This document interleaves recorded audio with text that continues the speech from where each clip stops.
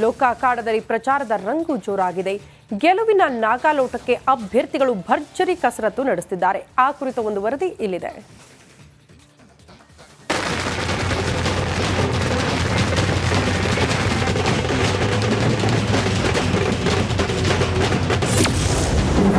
ಲೋಕ ಅಖಾಡದಲ್ಲಿ ಪ್ರಚಾರದ ರಂಗು.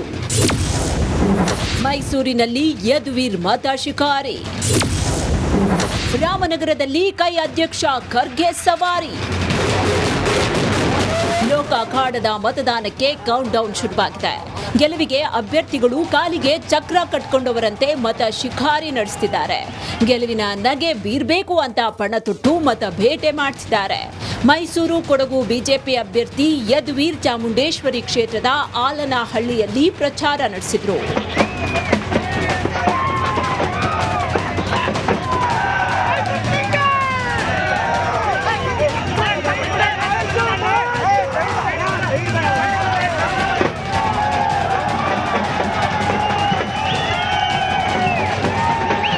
ಸ್ವಕ್ಷೇತ್ರ ಅರುಣಾದಲ್ಲಿ ಬಿಜೆಪಿ ರಾಜ್ಯಾಧ್ಯಕ್ಷ ವಿಜಯೇಂದ್ರ ಪ್ರಚಾರ ಮಾಡಿದ್ರು. ಚಾಮರಾಜನಗರದ ಲೋಕಸಭಾ ಕ್ಷೇತ್ರದ ಅಭ್ಯರ್ಥಿ ಬಾಲರಾಜ್ ಪರ ರೋಡ್ ಶೋ ನಡೆಸಿದ್ರು. ಅಬ್ಬರದ ಮತ ಶಿಕಾರಿ ಮಾಡಿದ್ರು.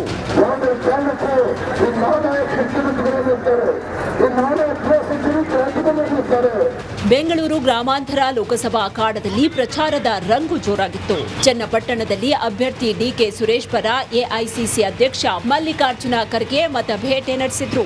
ಲೋಕಸಮರದ ಫೀವರ್ ಜೋರಾಗಿದ್ದು ಮತದಾರ ಪ್ರಭು ಯಾರಿಗೆ ಜೈ ಅಂತಾನೋ ಕಾದ್ ನೋಡಬೇಕು.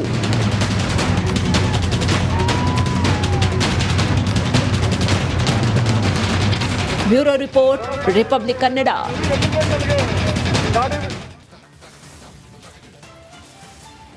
ನೇಹಾ ಹತ್ಯೆ ಖಂಡಿಸಿ ರಾಜ್ಯಾದ್ಯಂತ ಬಿಜೆಪಿ ಬೀದಿಗಿಳಿದಿತ್ತು. ಗಲ್ಲಿ ಗಲ್ಲಿಯಲ್ಲೂ ಪ್ರೊಟೆಸ್ಟ್, ಟೈರ್ಗೆ ಬೆಂಕಿ ಹಾಕಿ ಆಕ್ರೋಶ.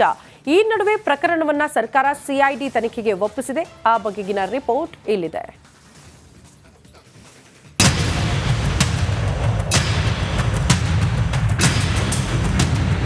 ಎಲ್ಲೆಲ್ಲೂ ಕಿಚ್ಚು, ಆಕ್ರೋಶ, ಜ್ವಾಲೆ, ಟೈರ್ಗೆ ಬೆಂಕಿ, ಗಲ್ಲಿ ಗಲ್ಲಿಯಲ್ಲೂ ಪ್ರತಿಭಟನೆ.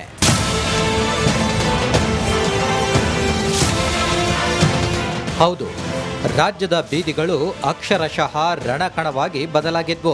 ನೇಹಾ ಹತ್ಯೆ ಖಂಡಿಸಿ ರಾಜ್ಯಾದ್ಯಂತ ಕೇಸರಿ ಪಡೆ ಬೀದಿಗಿಳಿದಿತ್ತು. ಮುಖಂಡರು ಸರ್ಕಾರದ ವಿರುದ್ಧ ಧಿಕ್ಕಾರ ಕೂಗಿ ಆಕ್ರೋಶ ವ್ಯಕ್ತಪಡಿಸಿದ್ರು.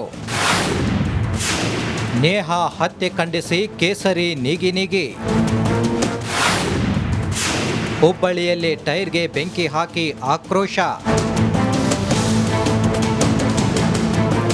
ಅಲ್ಲ ಸರ್, ಇವ್ರೇನ್ ಮಾಡತ್ತಾರ್ರಿ? ಗಲ್ಲಿಗೆ ಎರ್ಸಿದ್ ಬಿಟ್ಟು ಅವ್ನಿಗೆ ಹಂಗ ಪೊಲೀಸರ ಮಸ್ತ್ ಅವನಿಗೆ ಪ್ರೊಟೆಕ್ಷನ್ ಕೊಟ್ಕೊಂತ ಅಂತವ್ರಿಗೆಲ್ಲ ಇಲ್ಲಿ ಇಳಿಸ್ಬೇಕ್ರಿ. ಅಂದ್ರೆ ಬರೋಬ್ಬರಿ ಮಾಡ್ತಾರಲ್ರಿ ಅವ ಮಸ್ತ್.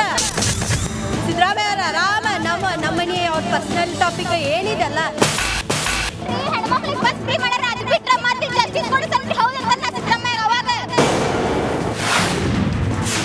ಕಲಬುರಗಿಯಲ್ಲಿ ಯತ್ನಾಳ್ ಟೀಮ್ ಪ್ರೊಟೆಸ್ಟ್.